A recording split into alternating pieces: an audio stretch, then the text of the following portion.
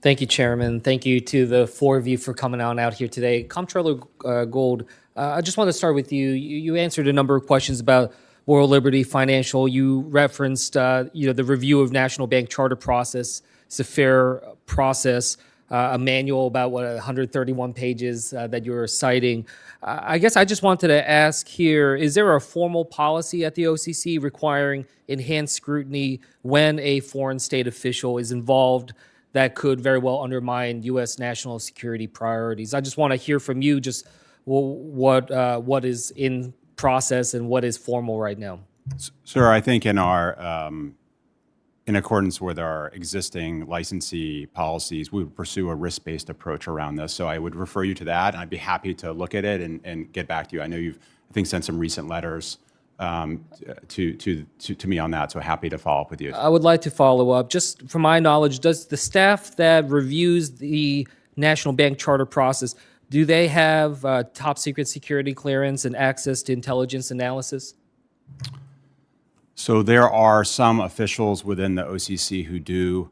I would be happy to get back to you on where they sit precisely within the agency, but I would note that the licensing process around charters is a kind of cross-disciplinary exercise that involves not just individuals within the licensing group or chartering organization and structure group, it's called, but also individuals from legal and individuals from supervision. I guess I'm just trying to get a sense of, does it interact with the intelligence community? Like, do you yourself hold a top secret clearance? I do, yes, sir. Okay. Well, if you don't mind, I would want to send you some documents to be able to review, given just the nature of what's here. So I just ask you now, will you commit, if I flag some documentation about G42, about their connections that we've seen when it comes to China and technology, will you commit to reviewing that intelligence?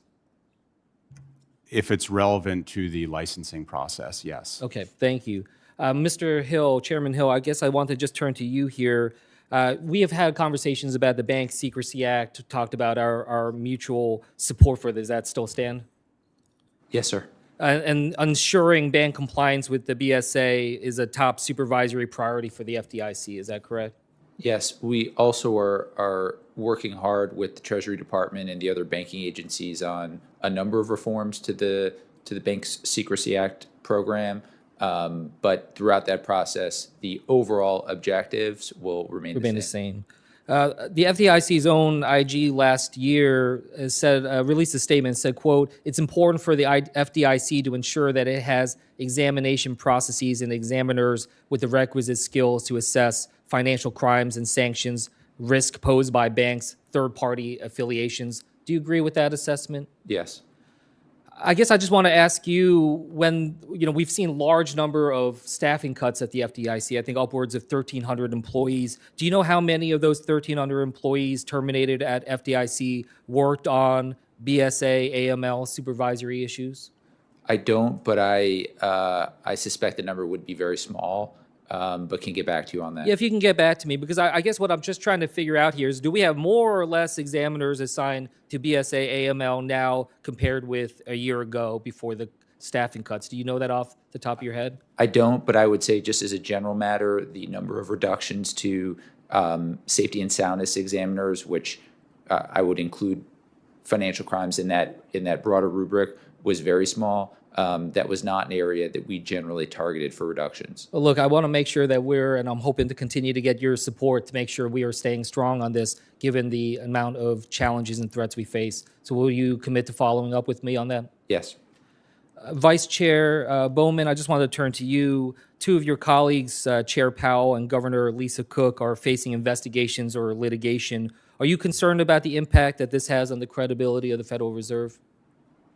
I can't comment on ongoing investigations. Well, I'm not asking you to comment on the investigations. I'm just asking you, as a current Fed governor, to opine on whether or not these investigations are hurting the credibility of the Federal Reserve, an organization that you're responsible for overseeing. I can assure you that I think the independence of the Federal Reserve is of utmost importance, but along with that independence comes the responsibility for accountability and transparency. I agree with that. I think it's important that there's accountability, but you will say, as you just did, the independence of the Federal Reserve is important, correct?